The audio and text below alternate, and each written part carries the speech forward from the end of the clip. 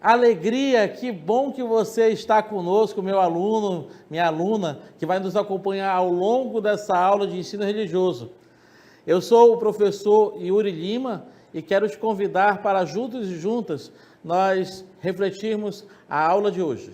Nós teremos como objeto de conhecimento na aula de hoje os seguintes objetos: a tradição escrita a partir dos registros dos ensinamentos sagrados nas diferentes matrizes religiosas, africanas, orientais, ocidentais, indígenas brasileiras e amazônicas, a partir também de alguns escritos sagrados, como o Corão, a Bhagavad Gita, a Torá, o Vedas, o Livro dos Mormons, o Evangelho segundo Allan Kardec, a Bíblia e outros escritos e também registros orais. Então, vamos juntos e juntas para a nossa aula de hoje.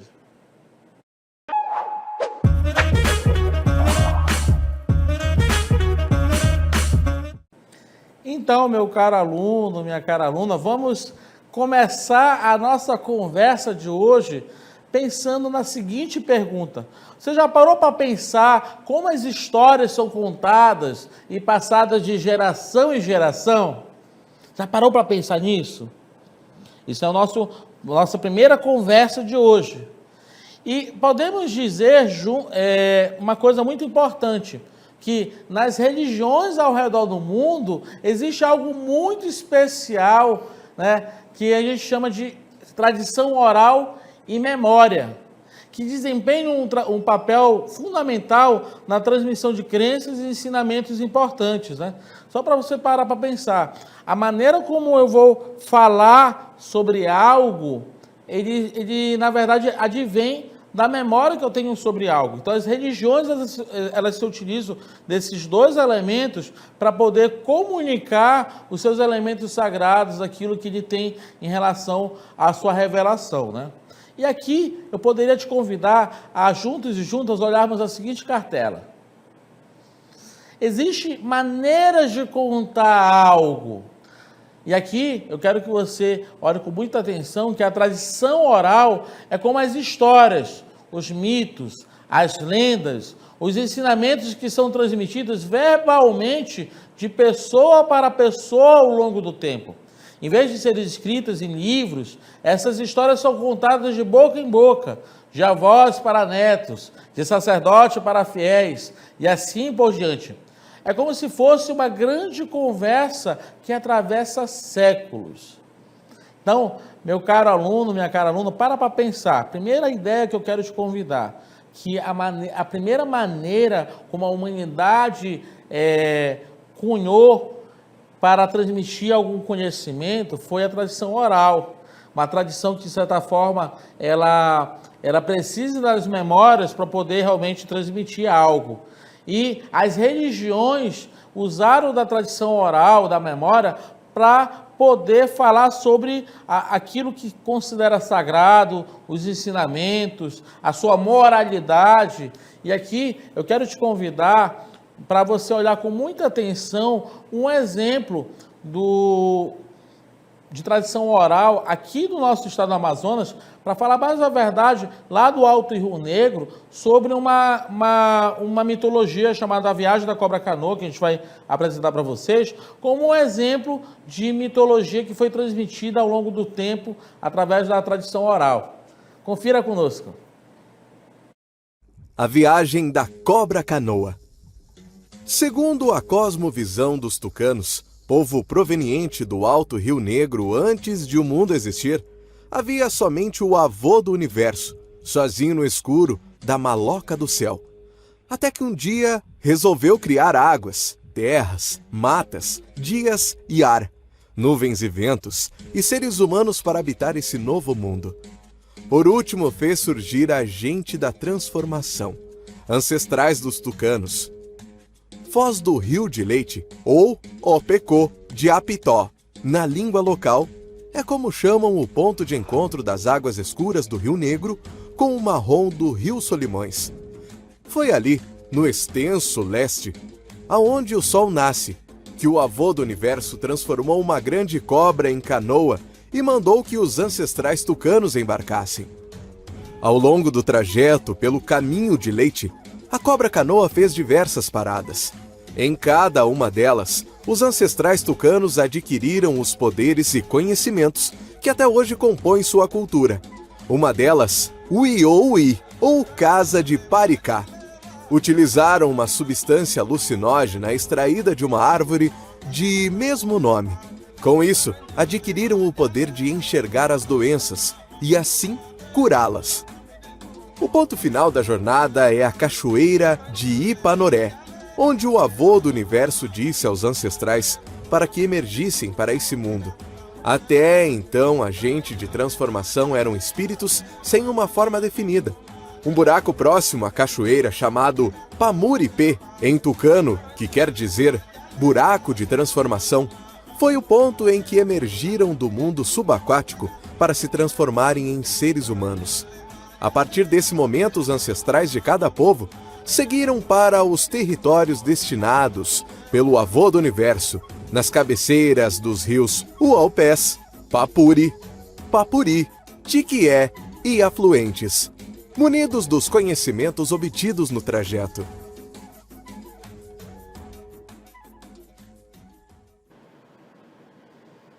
Então, nós temos aí um exemplo muito rico sobre a utilização da tradição oral como um método, como uma salvaguarda de transmissão da memória ancestral ao longo dos séculos. Essa animação que nós conferimos há pouco é uma animação proveniente do povo tucano, lá do Alto Rio Negro, na cidade de São Gabriel da Cachoeira.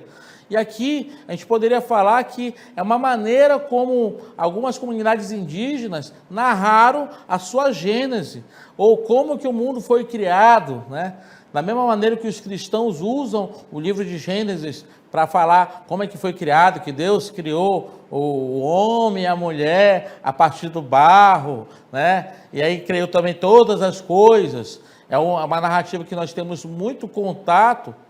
E antes dessa narrativa ser efetivada em forma de livro, lá na Bíblia, ela foi uma narrativa que atravessou os séculos com tradição oral. Nós podemos dizer que as várias tradições religiosas se utilizaram da tradição oral como uma maneira de transmitir valores, transmitir conhecimentos, transmitir aquilo que de repente acha importante como parte da sua história sagrada, né? Aqui a gente vê a viagem da cobra-canoa como algo muito bonito, né? Como a cobra-canoa como uma criatura que vai fazer uma grande viagem, que vai ter, de certa forma, vai semeando as várias comunidades do Alto Rio Negro, e aqui a gente vai vendo o rio Tiquié, o rio Papuri, todos aqueles rios que tem naquela região do Alto Rio Negro de São Gabriel da Cachoeira, e aí nós vamos ver que essa grande cobra-canoa, ela não vai, de certa forma, já criar a humanidade pronta, e sim, ela vai transportar os ancestrais numa forma anterior à forma do ser humano, que depois, lá no buraco da transformação, vão de fato se transformar em seres humanos. Então, a gente vê aí um exemplo muito rico, muito importante, muito interessante, de como que os povos da Amazônia também olham para a dimensão dos conhecimentos ancestrais e usam da tradição oral como algo muito válido, muito importante para transmitir seus conhecimentos religiosos, tá bom? Então, eu quero, para resumir isso, eu quero que você aí pegue sua caneta, seu lápis, vai tomar nota de alguns pontos muito importantes na nossa aula de hoje, a partir daquilo que eu falei da tradição oral. Nós podemos dizer, então, que a tradição oral tem uma importância muito, muito interessante. É a transmissão desse conhecimento ao longo dos tempos que nos permite, atualmente, conhecer o que determinada comunidade acreditava sobre questões essenciais para o ser humano. Toma nota aí, até sublinha isso. Conhecer o que determinada comunidade religiosa acreditava sobre as questões essenciais para o ser humano, como o mistério da vida e também a epifania, a manifestação do sagrado. Nós podemos dizer que tempo e espaço são alguns dos elementos super importantes quando a gente fala sobre a tradição oral, né? Para pensar aqui na narrativa da cobra canoa que eu falei aqui há pouco para você. O tempo era um tempo antes da criação e o espaço era um espaço que aquela comunidade domina. Nós falamos que de uma lenda, de uma mitologia do povo tucano. O povo tucano usa aquele espaço lá do Alto Rio Negro, em São Gabriel da Cachoeira, como um espaço que ele pode falar sobre o sagrado, que ele pode sentir o sagrado e ele pode, inclusive, falar sobre o tempo a partir do seu contexto. Tudo bem? Então, o tempo e o espaço são elementos super importantes quando a gente para pensar sobre a tradição oral. E aqui você pode se questionar e pode perguntar para mim, professor, o senhor já falou sobre a importância da tradição oral, da transmissão de conhecimentos religiosos. Qual é a função disso? Qual é a função da tradição oral? E aqui, a tradição oral tem a função de preservar as histórias, de garantir às novas gerações indígenas ou afro-brasileiras o conhecimento de seus antepassados, eu diria, o conhecimento ancestral. Para muitos grupos, a oralidade é a única forma de resgatar e preservar a sua ancestralidade, né? Então, é muito importante nós sublinharmos isso. A dimensão de preservar as histórias, de garantir às novas gerações esse conhecimento de seus antepassados e também é uma maneira de preservar a sua ancestralidade, né? E aqui eu quero fazer um link entre a função dessa tradição oral com a dimensão da memória nas religiões, né?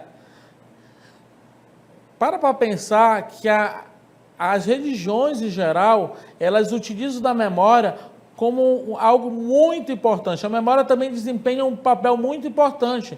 É como se fosse um grande arquivo em nossas mentes, onde armazenamos todas as histórias, os rituais e ensinamentos que aprendemos ao longo da vida.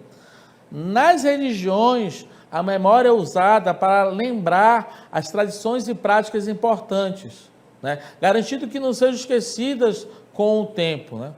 Olha para mim aqui rapidinho, meu caro aluno. Olha só que interessante. Já aprendemos juntos que a tradição oral é o canal, é a maneira como qual as religiões vão transmitir seus conhecimentos ao longo do tempo. E a maneira como qual essas religiões vão transmitir seu ensinamento vai se dar a partir de um elemento super importante, que é essa dimensão da memória. A memória é o conteúdo pelo qual a religião pode falar sobre algo, sobre que os povos, tanto indígenas quanto afro-brasileiros, que utilizam muito da tradição oral, podem transmitir algo. E aqui eu quero que você confira uma notícia super importante que ocorreu alguns anos atrás no nosso CMEA News. Algum tempo atrás, nós presenciamos a morte do Amorim Aruca Juma, que foi o último homem indígena da etnia Juma. Esse ancião, que foi o último indígena da etnia Juma, que é uma etnia lá da região de Rondônia, ele, de certa forma, faleceu de Covid, foi abandonado lá pelo sistema de saúde, infelizmente não teve acesso a tudo isso, mas era a última pessoa que sabia falar a língua Juma, que conhecia todas as memórias ancestrais do seu povo, e que poderia falar um pouco sobre a cultura daquela região lá na região de Rondônia, no sul de Rondônia. Por que eu estou trazendo isso aqui para vocês? Porque nas comunidades indígenas, em geral, quando um idoso, quando um ancião morre com ele toda uma biblioteca de conhecimentos ancestrais. Então, quando nós presenciamos a morte desse indígena Juma, que morreu como a última pessoa da sua comunidade, então nós presenciamos a morte de todo o conhecimento ancestral, de toda uma cultura que infelizmente não foi documentada, não teve continuidade e infelizmente nós como sociedade brasileira não podemos acessar. Então, esse é um exemplo. E aqui é importante nós pensarmos no papel da preservação dos sábios anciãos.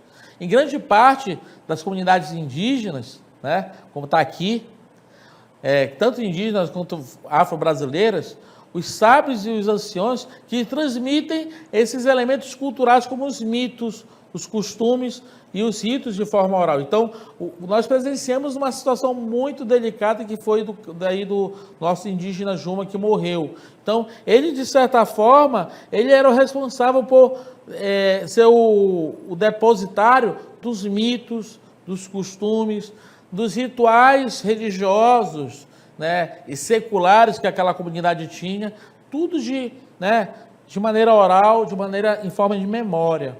Então, os sábios e anciões das comunidades religiosas, principalmente de tradição oral, eles têm um papel extraordinário, muito único, muito importante. E olha aqui o exemplo que eu vou dar para vocês aqui, rapidinho, dá uma olhadinha aqui. Né?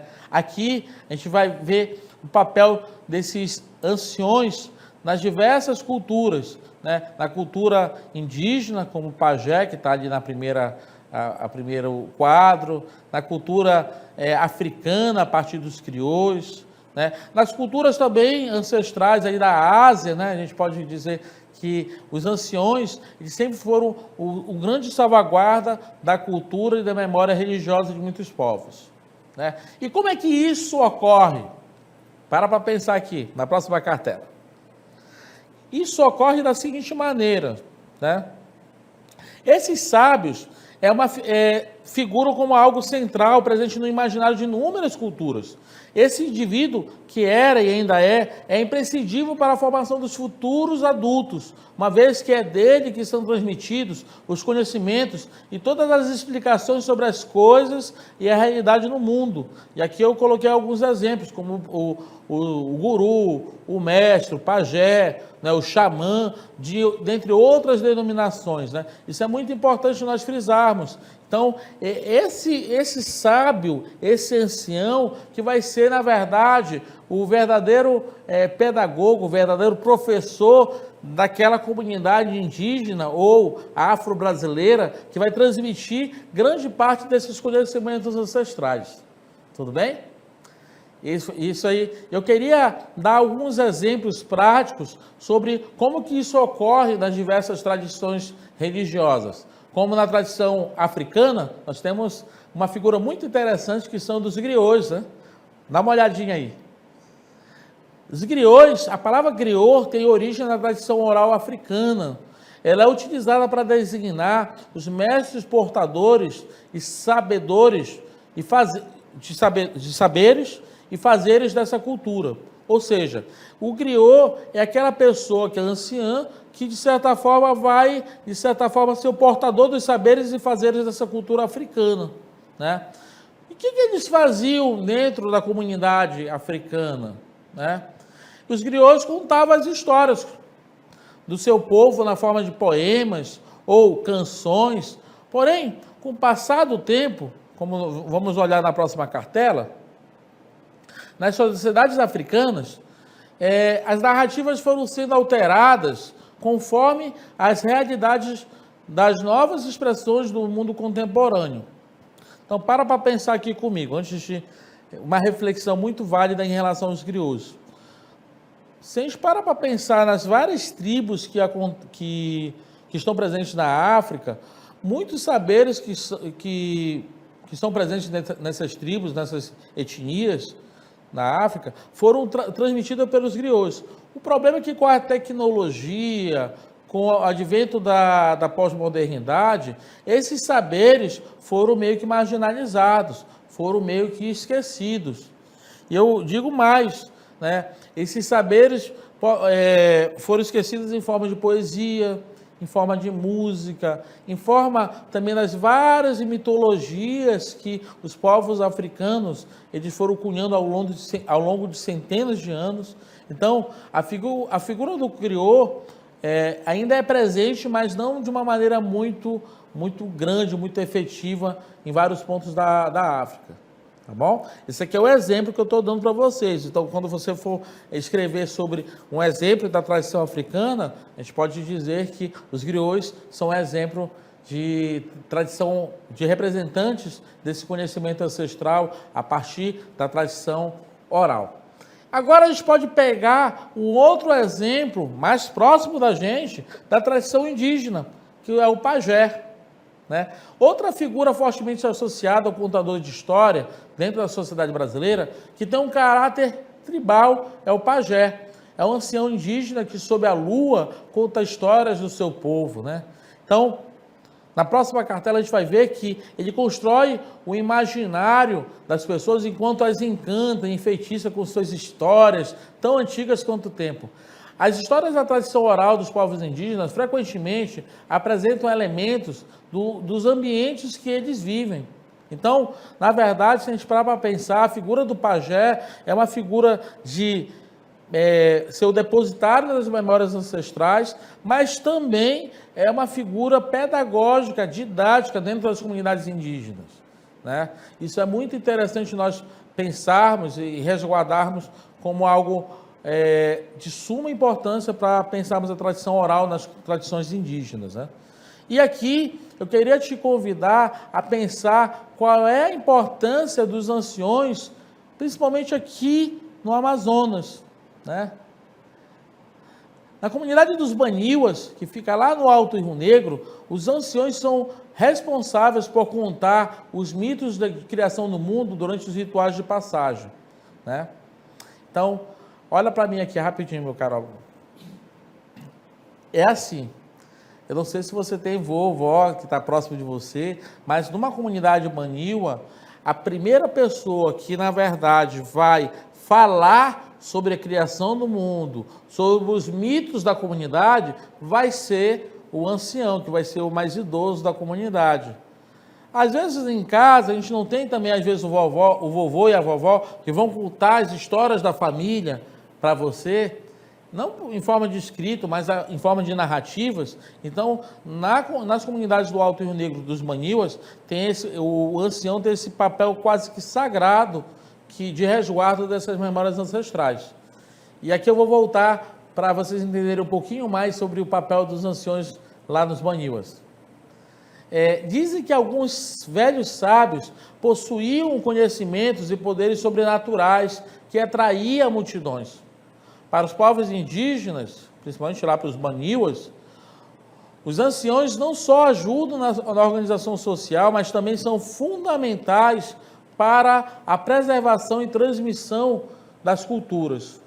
Então, nós podemos dizer que esse exemplo lá dos Baniuas é um exemplo muito interessante que os anciões, eles não são somente aquelas pessoas que cuidam dos mais novos, que de certa forma são os depósitos de conhecimentos, mas eles são extremamente fundamentais para que a cultura daquele lugar possa sobreviver ao longo do tempo. Tudo bem?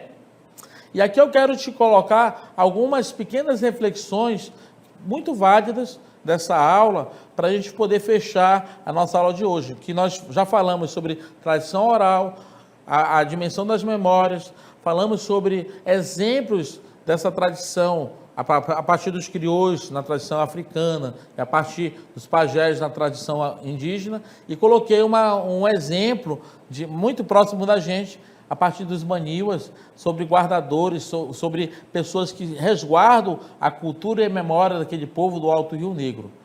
E aqui eu quero te colocar um documento muito importante, produzido pela ONU, sobre a importância da diversidade cultural e religiosa para o nosso mundo de hoje. Em 2001, a Organização das Nações Unidas, a ONU, aprovou a Declaração Universal sobre a Diversidade Cultural, que foi publicada em 2002. Né? E aí a gente pode dizer o seguinte, que a diversidade cultural e religiosa é uma realidade que está presente em todos os espaços de convivência. em todos os espaços, independente de religião, independente de classe política, social, essa diversidade ela está presente em todos os espaços. Nós devemos respeitar essa diversidade de crer ou não, de participar ou não de um grupo religioso, porque é o direito que nós temos a partir do que foi cunhado aí na Declaração Universal sobre a Diversidade Cultural de 2002, que a ONU nos presenteou, né? E aqui, gente, eu quero, na verdade, que vocês olhem com muita atenção e carinho para o artigo 1º dessa Declaração Universal de Diversidade Cultural. No artigo 1º, nós vemos o seguinte: a diversidade cultural é patrimônio comum da humanidade. A cultura adquire formas diversas através do tempo e do espaço. Então, a gente pode dizer que a cultura ela não é algo rígida, e sim é um elemento que, de certa forma, se adapta ao tempo e ao espaço onde ela é criada. Essa diversidade se manifesta na originalidade e na pluralidade de identidades que caracterizam os grupos e as sociedades que compõem a humanidade. E aqui a gente pode pensar, então, que toda cultura tem algo de original, mas também tem algo que a faz diversa, que a faz plural. Então, e essa pluralidade e essa originalidade é que a gente pode dizer que são as sociedades que compõem essa grande família que é a humanidade. Além disso, essa diversidade cultural, ela é fonte de intercâmbios, de inovação e de criatividade. A diversidade cultural é, para o gênero humano, tão necessária como a diversidade biológica para a natureza. Olha, presta atenção, a diversidade cultural, anota bem, tá, meu aluno? Porque depois isso serve até para atividade. A diversidade cultural é para o gênero humano tão necessária como a diversidade biológica para a natureza. E é nesse sentido, né, que nós queremos dizer que constitui patrimônio comum da humanidade, essa diversidade cultural, e ela deve ser reconhecida e consolidada em benefício das gerações presentes e futuras. Então, esse é o presentinho que eu queria presentear você, meu aluno, minha aluna, com esse pequeno artigo da Declaração Universal da Diversidade Cultural, né? E que nós devemos respeitar uns aos outros, né?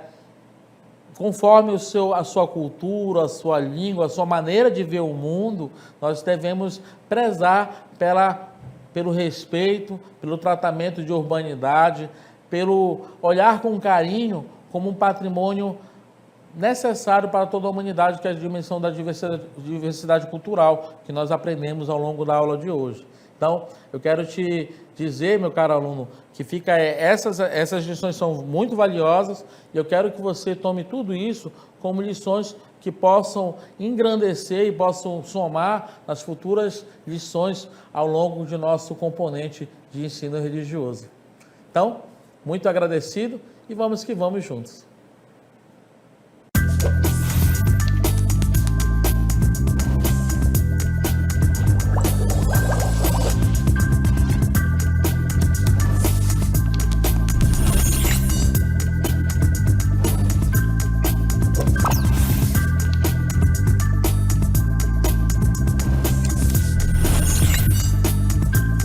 Três, um.